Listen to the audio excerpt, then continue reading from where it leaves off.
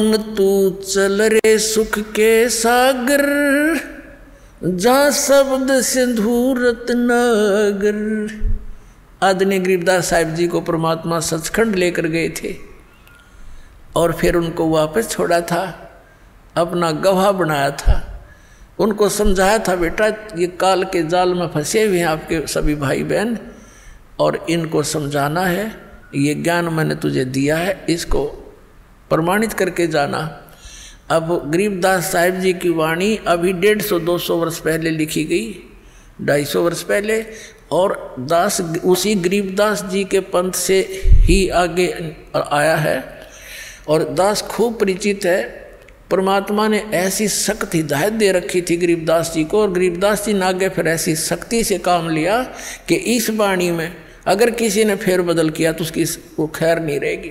ये दास देखा करता था कि गरीबदास ही संत महात्मा होते थे, ग्रंथ साहब में बहुत कुछ ऐसी बातें लिखी थी, वो चाहते थे किसी ने इसमें संशोधन कर दे थोड़ा सा, तो एक ने कोशिश की थी, उसको अधरंग मार गया संत को, आजीवन दुखी रहा। तो सब ने ये मान लिया कि जो इसके अंदर लिखा है परमात्मा का आदेश है, गरीबदास जी नाराज हो जाएंगे, इसको चेंज नहीं करना, ना तो ये भी बिगाड़ देते स्वरूप इस वाणी का। और इतनी ये प्रकाश में आई नहीं, इतनी पॉपुलर नहीं हुई। दास 20-37 वर्ष का हो गया था जब तक मैंने गरीबदास के नाम का पता नहीं था। जब 37 साल की उम्र में ये नाम प्राप्त हुआ सन 1988 में, तब गरीबदास नाम सुना था, और फिर वह जाने लगे जब वाणी सुनी थी या पढ़ने में आवे नहीं, इस प्रकार की अमरवाणी हमने कभी देखी ना, हमने तो हनुमान चालीसे पढ़े थे, ये सारी और तरह की वाणी। और उसमें जब ये बताने लगे जिसमें कुछ ऐसी बातें हैं, परमात्मा जैसे अपने बच्चों को धमका देता है सभी पंथों और ग्रंथों वालों अन्यों को, ऐसी वाणी भी लिखी है। तो फिर किसी ने बताया कि भाई ये ऐसी ऐसी वाणी में सुधार करना चाहिए, तो वो दूसरा महात्मा कह रहा था इसमें छेड़ मत देना। एक दो ने ऐसे किया था, वो ऐसे ऐसे बहुत दुखी हो गए थे, मालिक ने जो बोल रखी है वाणी में परिवर्तन नहीं होना चाहिए। तो इस दृष्टिकोण से इसमें बिगाड़ नहीं हो पाया, ये एज इट इज मिल गई हमने। परमात्मा ने इसका दोबारा इसलिए दिया था क्योंकि कबीर सागर में इन काल के दूतों ने गड़बड़ कर दी थी। उस अक्षति को पूर्ति करने के लिए गरीबदास जी के माध्यम से अपनी वाणी का, उस यथार्थ ज्ञान का पुनः प्रकाश करवा दिया।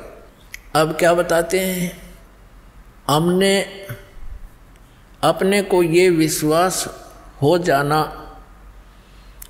कि सतलोक क्या वस्तु है, तो वहाँ की रुचि इतनी दृढ़ बन जाएगी आपकी, आप सपने में भी यहाँ की किसी वस्तु को सोच नहीं सकते।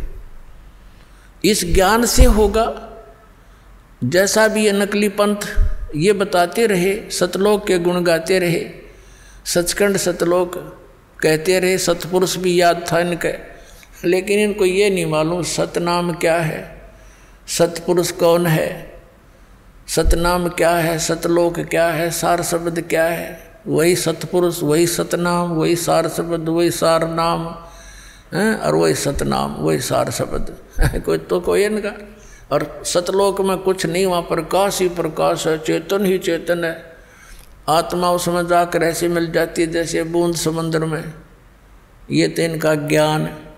और फिर समाधान, पांचों नाम काल के जाप करो, यो इनका समाधान। अर्जाम सतलोक ये फूटे बाग तरे, टिकट तल कटवारे लोग कलवस की। और जाना था हमने 7 समुद्रों पार, जहाज की टिकट चाहिए थी, वह उनके पास नहीं। और बात करें होगा हम जाएंगे दूसरे देश में, यानी दूसरे देश से स्वदेश आना हो, टिकट तय ले रखी लोकल बस की, और बताओ इन के जहाज की सतलोक हिंदुस्तान आवांगे, तो वो जहाज की टिकट तो अलग से होती है, वो लोकल बस की टिकट से अलग होती है। तो ये सतनाम जो है ये यहाँ से सतलोक जान की टिकट है। और सारनाम फिर इस पर दुर का पंच लग जाएगा, ले बात बन गई, फिर वहीं पहुँचेंगे हम सतलोक में। तो वहाँ ऐसी सृष्टि है जो यहाँ तो काल ने डुप्लीकेट बनवा रखा है, सारा मटेरियल नकली, 5 तत्व 3 गुण से ये नाशवान है सारा कुछ। यहाँ के सब भगवान, इनके देवता कृत्रिम, ये सब नाशवान है। और वहाँ सतलोक के अंदर अभी परमात्मा ने अभिज्ञान सुनाते हैं, जैसा कि श्रीमद् भगवद गीता अध्याय नंबर 7 के श्लोक 29 में कहा है कि तत्ब्रह्म को जानकर और सारे अध्यात्म ज्ञान से परिचित, सभी कर्मों से परिचित प्राणी केवल जरा और मरण से, जरा माने वृद्ध अवस्था बुढ़ापा, मरण माने मृत्यु से छूटने का प्रयत्न करते हैं, वे उस तत्ब्रह्म को जानते हैं। तत्ब्रह्म के विषय में अर्जुन ने 8वें अध्याय के प्रथम श्लोक में पूछा कि किम तत्ब्रह्म, वो तत्ब्रह्म कौन है, वो भगवान कौन है जिसको जानने के पश्चात प्राणी केवल जरा और मरण से छूटने का, बुढ़ापे और मृत्यु से छूटने का ही प्रयत्न करता है। 8वें अध्याय के 3रे श्लोक में गीता जी में गीता ज्ञानदाता ने कहा वो परम अक्षर ब्रह्म है, यानी गीता ज्ञानदाता से अन्य है और वो वास्तव में अविनाशी परमात्मा है। गीता जी अध्याय नंबर 15 के श्लोक नंबर 17 में कहा है कि उत्तम पुरुषत्व अन्य परमात्मा इति उदाहरते, यह लोक तरम अविश्य विवर्ती अवैश्वर है, वो अविनाशी परमात्मा है और बाकी ये सभी नाशवान हैं। गीता ज्ञानदाता स्वयं कहता अर्जुन तेरे और मेरे बहुत जन्म हो चुके हैं। गीता जी अध्याय नंबर 4 के श्लोक नंबर 5 और 9 में, गीता जी अध्याय नंबर 2 के श्लोक 12 में, गीता अध्याय नंबर 10 के श्लोक नंबर 2 में ये स्पष्ट किया गीता ज्ञानदाता ने कि अर्जुन तेरे और मेरे बहुत जन्म हो चुके हैं, तू नहीं जानता मैं जानता हूँ।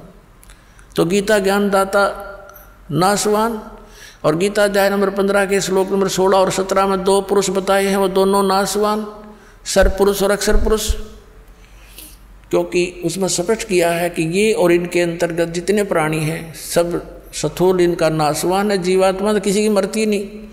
इसलिए 15वें अध्याय के 17वें श्लोक में कहा कि उत्तम पुरुषत्व अन्य है परमात्मा इति उदाहरते, जिसे परमात्मा कह सकते हैं वो है परमात्मा, श्रेष्ठ आत्मा। श्रेष्ठ आत्मा वो होती है जो कभी दुख नहीं दे, केवल सुख सुख देता है। और जहाँ गेला टांग काटे और मौत करे और बढ़िया मोहन भोजन खिलावे, यहाँ काजू किशमिश, तो श्रेष्ठ आत्मा थोड़ा हुआ। ये सब कुछ भी खिलावे और लेकिन दुख ना दे, ना मृत्यु हो, वो है श्रेष्ठ आत्मा, वो परमात्मा है, वो हमारा प्रभु है, परमेश्वर है। और यह लोक तरम अविश्य विवृत्ति, अविश्य मन प्रवेश करके, अवैश्वर है, वो अविनाशी परमात्मा है। तो यहाँ क्या बताया है, और वो सतलोक में रहता है। गीता जी अध्याय नंबर 18 के श्लोक नंबर 62 में कहा कि अर्जुन तू सर्वभाव से उस परमेश्वर की शरण में जा, उस परमेश्वर की कृपा से ही तू परम शांति को और सनातन परम धाम को प्राप्त होगा। शाश्वत स्थान, कभी नाश ना होने वाला स्थान, और वहाँ जाकर परम शांति होगी। अब क्या बताया है, जैसे इन महापुरुषों ने भी यही बताया कि सचखंड में ये सुख है, सचखंड में ऐसा सुख है, सतलोक में ऐसी सुविधाएं हैं, वहाँ चलेंगे बिल्कुल ऐसे ही सृष्टि होगी, लेकिन मृत्यु कभी नहीं होगी। अब पुण्यात्मा अगर हमारी यहाँ मृत्यु ना हो तो गर्मी सर्दी ने तो देख लिया, हम इतने ढीठ हो रहे हैं, कोई बात ना, इसके तो हम सहन करने के आदि पड़ गए। और बुढ़ापा ना हो फिर हम कदे भी ना जाओ, उड़ा तेरी हमने वहाँ की, और गेला मृत्यु हो, बता इस मृत्यु ने, ये तो सबसे बुढ़ा काम। सारा जीवन जिस व्यवस्थापक के करने में लगे रहते हैं, वृद्ध बुढ़ापा जब लास्ट एज आती है इसकी, सब तक सारा शरीर कंडम हो जाता है, उठा जाता ना बैठा जाता, ना काम करती ना जाड़ करती। पहले तो कैर यहीं टूट ले इस पे, और फिर आ गई हम के दूध गड़े। तो परमात्मा कहते हैं जो सच्ची भक्ति नहीं करते, कहते जीवित जग में जूती पड़े फिर जब लोड़े छाती।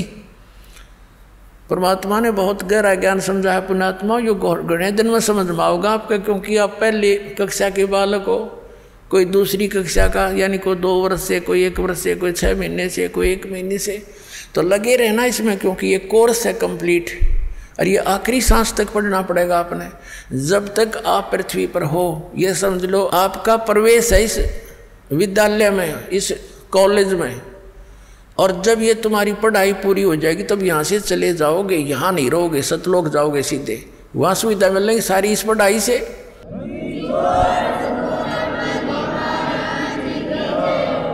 जैसे बच्चा कॉलेज स्कूल पढ़ता है तो उस पढ़ाई का फल उसको वहाँ कॉलेज में नहीं मिलता, वहाँ को अगर कोई बकवाद करता है तो वो अपना जीवन नष्ट करता है, वहाँ सुविधा ले रहा है। पिक्चर देखे, अच्छे खाना खावर, दारू दूरू शराब पीवर पढ़े नहीं। तो यहाँ जो अन्य कार्य हम कर रहे हैं ये इस कॉलेज के नियमों के विपरीत है।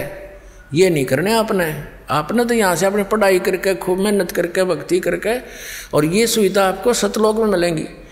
जो बच्चा स्कूल कॉलेज में पढ़ता है उसकी सुविधा उनको बाहर फील्ड में मिलती है, वहाँ नहीं मिलती। वह परमात्मा ने ये दास भेज दिया आपके लिए यहाँ टीचर बना के, और आप स्टूडेंट विद्यार्थी हो।